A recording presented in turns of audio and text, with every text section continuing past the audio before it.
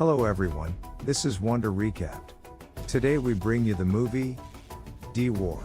Hope you all like it. Every modern people believes that the time of dragons has passed. But what they don't know is that it's just the beginning. Because every 500 years a young girl will be chosen to possess the dragon ball in her body that has the power to turn a serpent into a dragon. Now that it's a new round of 500 years, who will be the girl with the dragon ball? Not long ago, archaeologists discovered a strange stone in the suburbs. The horrible thing is that scientists found that it is actually not a stone, but a scale of some creature. But what kind of creature has such large scales? Soon after, Ethan sees this report from the news, and he feels a sudden thrill of foreboding. This reminds him of a story that the Master Jack once told him when he was a child. Once upon a time, there lived many serpents in heaven. They had a common name called emoji. Every 500 years, one of them has a chance to become the celestial dragon, but only if it can find the girl with the dragon ball. These girls live only 20 years, because on their 20th birthday, they must sacrifice the dragon ball in their bodies to emoji. In this way, emoji will become a dragon to protect the world. But 500 years ago, an evil serpent, Baraki, suddenly appeared. Its followers designed to possess the dragon ball and rule the world, but this heaven could not allow. So it hid away the dragon ball on earth, and sent down the best warrior Haram, and his master Bachun to protect the dragon ball. In this way, the dragon ball came to a girl named Naren. In order to protect the dragon ball, Bachun raised Naren, and Haram became Naren's close bodyguard. Being together every day, Haram and Naren fell in love. However, the good times didn't last long, because the dragon ball in Naren's body was discovered by Baraki. In order to get it, Baraki sent an entire army of dinosaurs to attack the whole village. The village suffered from the war, and numerous people living there died. In order to prevent Baraki from getting the dragon ball, Haram and Naren both jumped off the cliff and died in the sea. Now Ethan and Jack are Haram and Bachun from 500 years ago, and it is their second chance to protect the dragon ball. Because Baraki has missed an opportunity to become the dragon, it will definitely come back for it. So for Ethan, the most important thing right now is to find a girl named Sarah. At the same time, in the zoo late at night, a security guard is awakened by the cry of an elephant. He thinks the elephant might be hungry, so he impatiently goes out to check with a flashlight. But he is completely shocked by what he sees before him. A giant serpent abruptly throws a 5-ton elephant in front of him. Fortunately, the security guard is flexible, so he escapes from being killed by it. Unsurprisingly, this serpent is Baraki. The security guard goes to the police station and tells them what happened, but they don't believe that a creature like that could exist in the world. On the other side, Ethan's friend Bruce is helping him search for the girl named Sarah in the whole city. But unfortunately, there are more than 10,000 people named Sarah in the city. Trying to find the Sarah Ethan is looking for is tantamount to looking for a needle in a haystack. Fortunately, his master once said that the girl who is reincarnated with the dragon ball has a tattoo of dragon on her shoulder. Just then Ethan's colleague tells him that he has just met a girl named Sarah, who has knocked over 3 football players on her own. By intuition, Ethan believes that this Sarah might be the one he is looking for.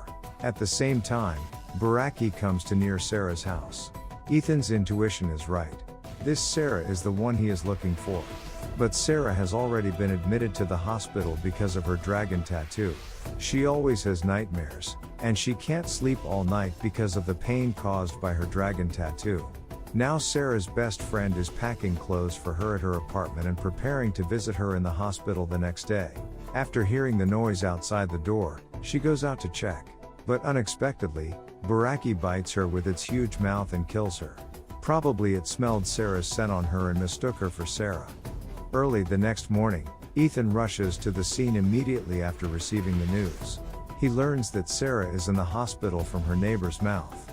Following this clue, Ethan finally finds Sarah. But meanwhile, Baraki has come to the hospital by tracking the scent of Sarah. At this time, people in the hospital are unaware of this, while Baraki is hovering outside of the hospital and secretly observing. After observing for a while, Baraki rushes in directly. When people in the hospital see Baraki, they are scared and run away hurriedly. In a short time, the whole hospital is destroyed by Baraki. And Baraki finally finds Sarah and pursues her. Ethan takes Sarah to the parking lot, where Bruce has been waiting to pick them up. Because the narrow space in the parking lot limits Baraki's speed and Bruce is a good driver, they escape from there successfully. After having gone through life and death, Ethan and Sarah start to have feelings for each other. But Ethan also begins to worry that he is doomed to be unable to stay together forever with Sarah, who carries the Dragon Ball in the body. Meanwhile, in the face of Baraki, the Ministry of National Defense holds an emergency meeting. According to their investigation, they find that Baraki is a prehistoric creature and has been looking for Sarah. In order to avoid more deaths, they have to find Sarah as soon as possible. On the other hand, in order to help Sarah figure out the whole thing, Ethan finds a professor friend who successfully awakens Sarah's memory of her past life with instruments. But just within this short time, Baraki comes here by tracking Sarah's scent. Ethan immediately holds Sarah's hand and run away. They come to a restaurant and meet Bruce there. Bruce has prepared a helicopter for them, which may help them escape from Baraki's hunting temporarily. But this is not a long-term solution after all, because Sarah has the Dragon Ball in her body. As long as she is alive, Baraki will always find her. And in the face of the powerful Baraki, they have no power to fight against it. When Ethan goes to the bathroom, Jack suddenly appears. He tells Ethan that the best way is to take Sarah to the Grand Cave and sacrifice her to Imogi, which is also their mission as guardians of the Dragon Ball. But just like Haram, Ethan doesn't want to watch his beloved die of sacrifice. But at this point, Baraki finds them again. It comes to the outside of a restaurant, the surrounding buildings of which has been destroyed by it one by one. Here, it smells Sarah. Baraki directly breaks the wall with its huge mouth, but Sarah isn't there, because Ethan has already taken her out of the restaurant. Seeing they are going to escape, Baraki bites a car onto the road. By gently shaking its head, Baraki throws the car out for a few hundred meters, which falls on the ground and stops Ethan's way. Baraki stares at the prey that is going to be its food, and two of them are too scared to move. Fortunately, the police shoot it in time, which attracts Baraki's attention, so Ethan and Sarah escape successfully. Missing the Dragon Ball again, Baraki is enraged. It twists its huge body and rampages through the city at an extremely fast speed. Everywhere it goes is destroyed, and all the buildings are instantly reduced to ruins. On the other side, Ethan and Sarah come to the top of a building where stands a helicopter that had been arranged for them. They think they are going to escape from the hunt, but they aren't. Baraki circles the building and bites the helicopter just 3 meters off the ground. The pilot strives to get rid of it, but he can't. Seeing this, Ethan has to jump off the helicopter with Sarah. The next second, the helicopter is thrown to the ground and explodes instantly. By now, Ethan and Sarah has no way out, and the serpent opens its huge mouth to them. At this critical moment, several fighter planes fly up and fire at the serpent at close range.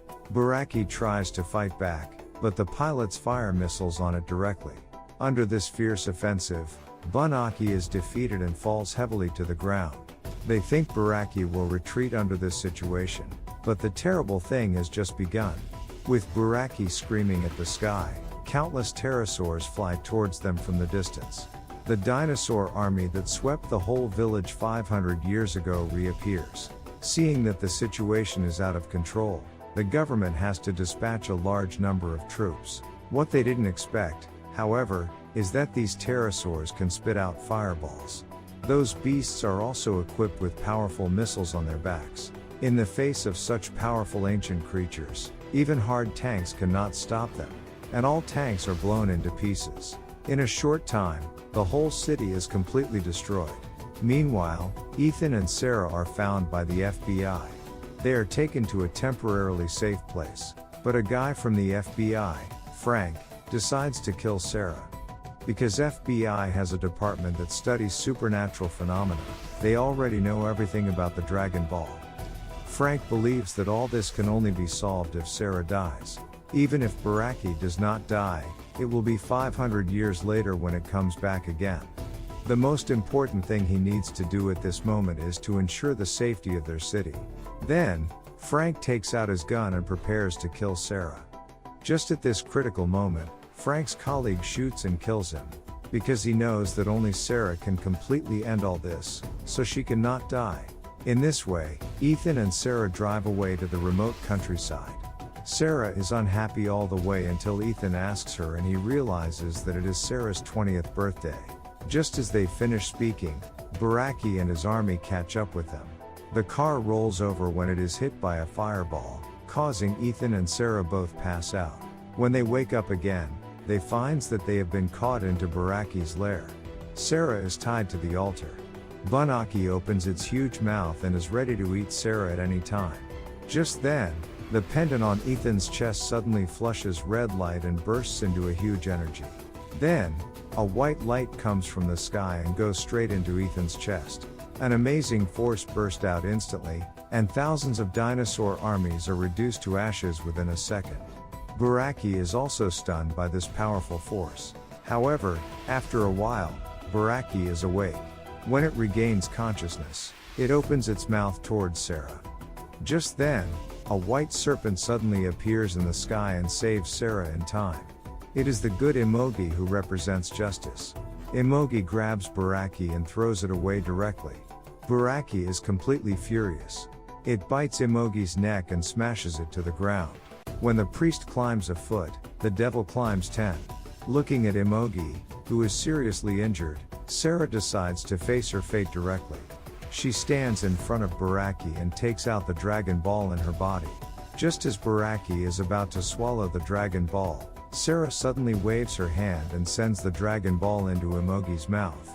With the Dragon Ball leaving from her body, Sarah immediately loses her life. Watching the Dragon Ball flying away, Baraki immediately rushes to Emogi to take it back. However, what it has to face at this time is not the weak white serpent, but a dragon with 4 claws, long tentacles and magnificent momentum. With a long scream, Emogi launches a fierce attack on Baraki. At this time, Baraki is no match for Emogi at all. It is slapped over by its palm and thrown out dozens of meters away.